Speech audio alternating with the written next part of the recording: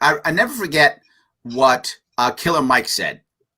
And Killer Mike did a series on Netflix, right? And he Oh said, yeah, that was fun. yes, you remember that, right? And one of the things he said that really stuck with me, and to be clear, I want to do a disclaimer before I say this.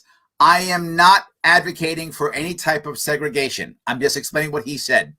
He said there was an advantage to segregation.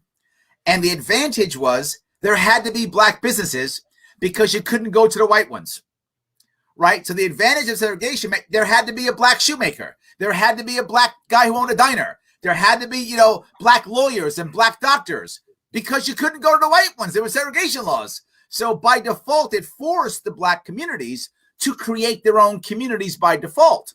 Again, like I said, not saying segregation was good, but I am saying that what segregation created was many of these black Wall Streets that now actually began to grow because of black entrepreneurship. And that actually caused a lot of a government to come in and destroy those black Wall Streets because we actually started to grow ourselves. And I'll even go further. I'm sorry. No, you got something to say. Go ahead. No, I was totally agreeing with you. I would change one term. Please. I wouldn't say that, blacks were forced to create businesses. We did what people normally do. Oh, I like that. I'll take that better. Yes, I'll take what you said better. People normally do. They create enterprise.